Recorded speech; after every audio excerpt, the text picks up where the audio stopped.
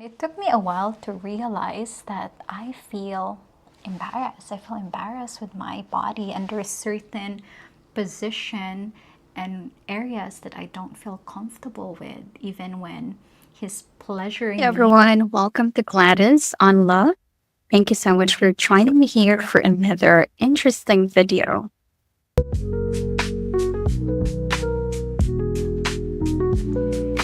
Hello, beautiful people. Welcome back to Gladys on Love.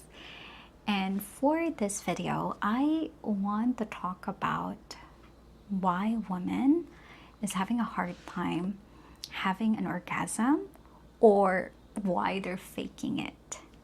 Now, there's actually a lot of things, but this video I will just focus on two things: performance and being and body image or self-conscious. And I'd love to share as well how you can get past through that and what you can do instead when you notice you're in that situation and you're blocked and you can't orgasm to the point of you just want to fake it. And for men as well, on how you can support that and notice that and make sure that both of you at the end of the day, as you experience, as you connect sexually, that both of you actually reach climax. So let's go ahead and dive in.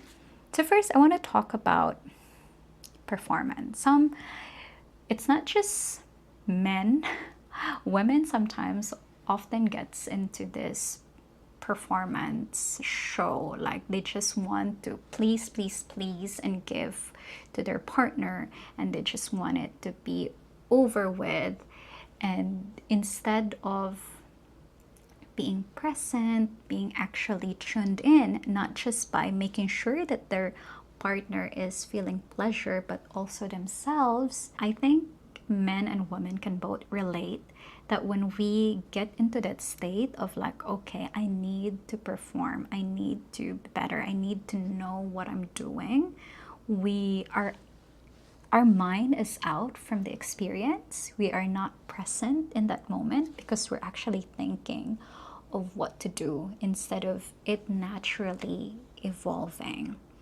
And women tends to do that there.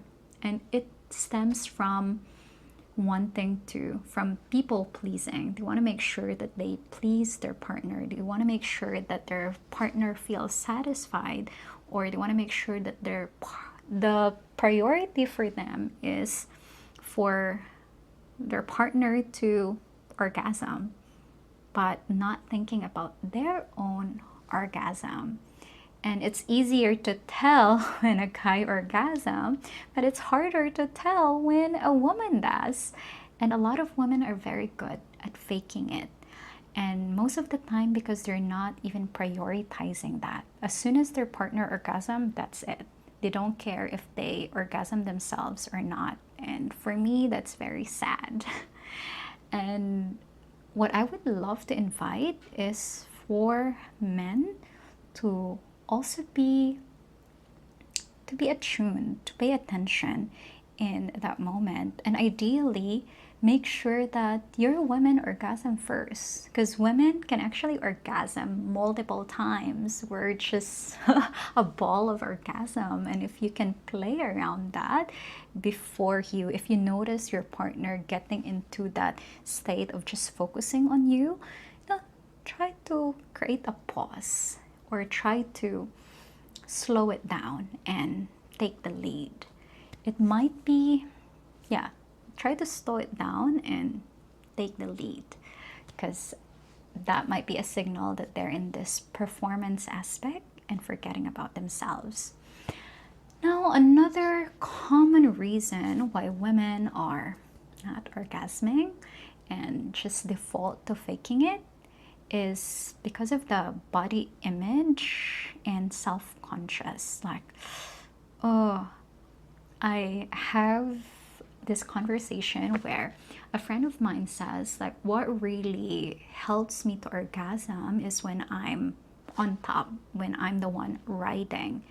But I don't like to do that because my belly is showing and I don't feel comfortable with my belly, I don't feel like confident, I feel shy to do that. And again, that's very sad when woman feels like that. So what I actually suggest in that situation is it's very important to have conversation around sex, not just doing it but talking, talk about it.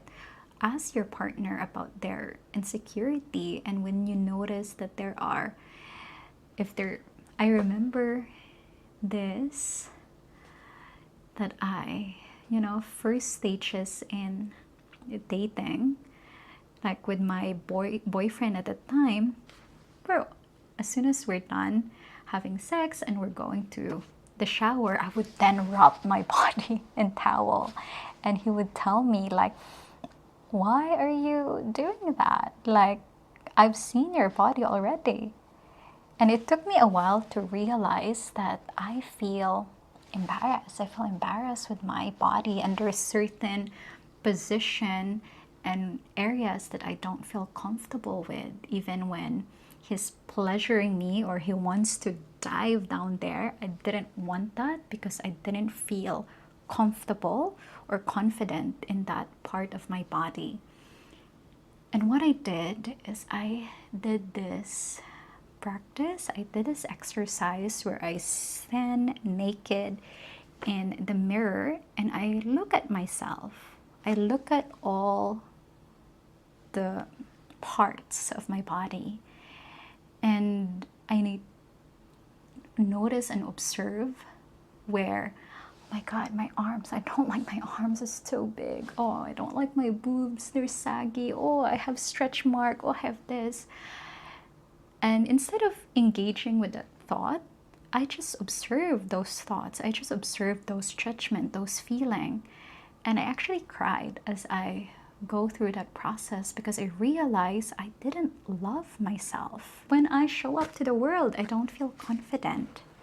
And if you're a woman listening to this might be an invitation for you to pay attention, take some time to pause, to actually look at yourself in the mirror and be the first person to love and accept yourself despite the flaws and imperfection. I also had this moment where I literally like